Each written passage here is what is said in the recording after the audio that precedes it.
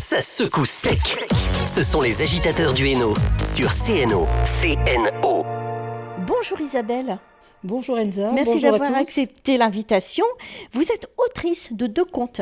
C'est cela, oui. Le prince François à la reconquête d'Isadora, ainsi qu'un deuxième conte, Le prince François à la découverte de l'île des Aigles. Avant tout, présentez-vous Isabelle. Bonjour à tous, je m'appelle Isabelle Tourez, j'habite en Ain et je travaille dans la fonction publique. D'accord. Et donc vous avez écrit 2 contes. Qu'est-ce qui vous a poussé à écrire ces contes pour jeune public ? En fait, je voulais rendre un hommage à mon fils François, disparu, et le meilleur moyen que j'ai trouvé, c'était d'écrire ces 2 contes. Alors voilà, c'est un bel hommage que vous lui rendez. Le premier conte, Le prince François, la reconquête d'Isadora, reflète un mélange de fiction et de réalité. C'est bien ça, est-ce que vous pouvez nous en dire un peu plus ? Tout à fait. En effet, le personnage du prince François est un personnage imaginaire, mais basé sur la réalité, parce que les qualités et les défauts du prince étaient les qualités et les défauts de François. Donc, est-ce que vous pouvez nous dire les qualités et les défauts du prince ? On va le nommer prince, le prince François.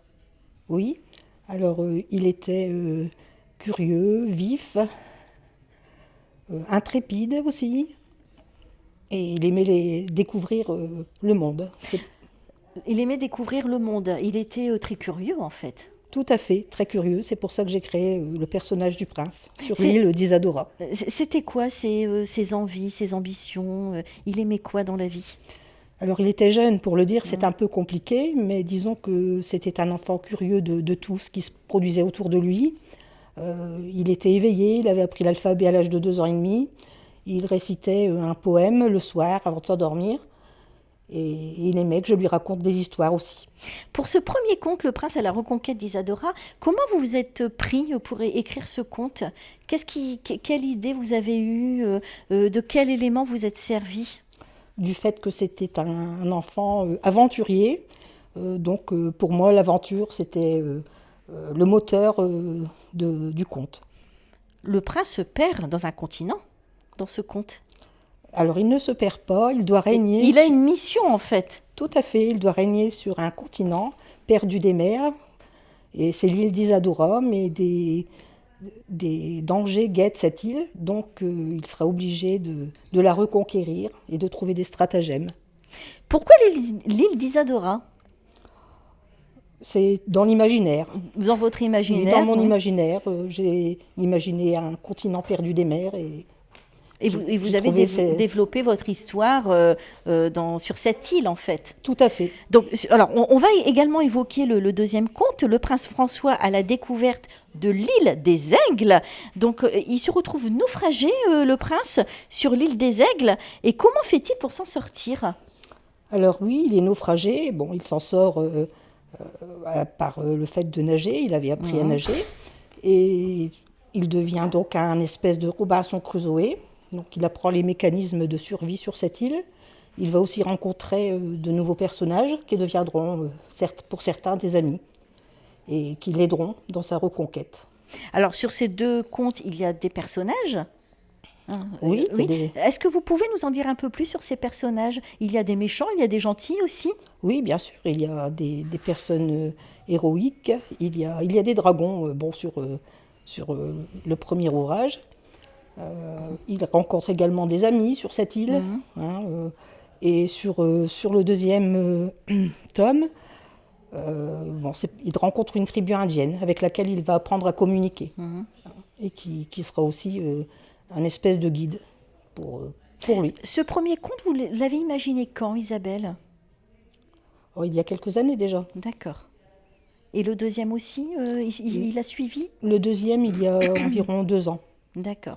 Donc en fait, le deuxième est une continuité du premier. C'est cela, c'est une continuité. Vous nous avez apporté vos illustrations, vos contes. Voilà, on peut les montrer à l'antenne. Voilà. Donc ça, c'est Le prince à la reconquête d'Isadora. C'est le premier, celui-là. C'est cela. Et le deuxième, le voici. On voit l'île au milieu. Oui, tout à fait. Alors, je voudrais préciser que c'est une ex-collègue à moi qui a réalisé les dessins. J'allais parler qui a réalisé les illustrations ? Madame Françoise Dehaut, qui a eu la gentillesse de faire les illustrations. Et Très jolie illustration d'ailleurs. Tout à fait, elle a beaucoup de talent. Merci, encore un grand merci à elle. On la remercie, hein, vous avez aidé Isabelle. Donc elle a apporté sa petite touche. Oui, Hein.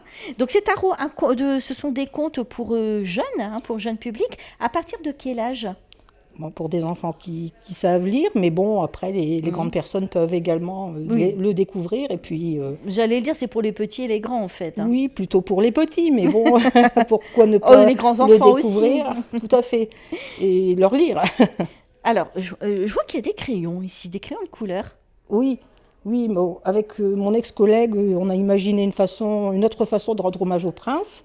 Et donc, à la fin des contes, il y a les dessins du prince. Et si les enfants le désirent, ils peuvent le colorier. D'accord. Ah bah ça c'est formidable. Comme ça ils peuvent le colorier à leur manière. Chaque enfant est différent, ils ont une imagination différente. Tout à fait. Vous êtes en collaboration, en relation avec des associations. Vous aidez des associations également, Isabelle?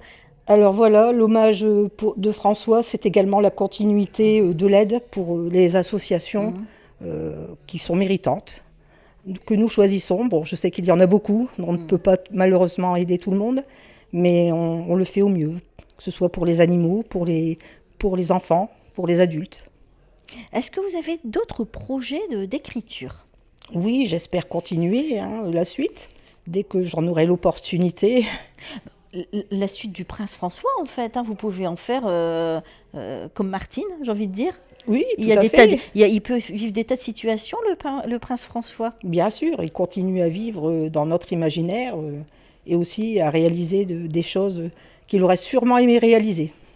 Donc à travers vous, hein, tous ces projets, vous les mettez en place, vous permettez de les faire vivre en fait. Hein. Est-ce que vous avez des salons du livre de prévus? Comment peut-on acheter vos contes? Oui, alors le 25 janvier, je ferai le salon du livre de Fontaine-Notre-Dame, près de Cambrai. Et j'envisage, si une opportunité se présente, de faire celui de Saint-Amand, en avril. Donc c'est noté hein, pour qu'on puisse venir acheter vos beaux contes. Est-ce que vous avez autre chose à rajouter, Isabelle? Est-ce que vous avez un message à faire passer? Le message à faire passer, c'est de continuer à faire vivre ceux que vous aimez, d'une façon ou d'une autre, et puis à être heureux aussi, pour eux. Un beau message d'espoir, Merci. Isabelle. Je vous souhaite plein de bonnes choses, plein de réussite dans vos écritures. Merci beaucoup. À bientôt. Les agitateurs du Hainaut, vous avez la possibilité de nous suivre sur Facebook Live, YouTube Live. On marque une pause. À tout de suite. Ça secoue sec. Ce sont les agitateurs du Hainaut sur CNO. CNO.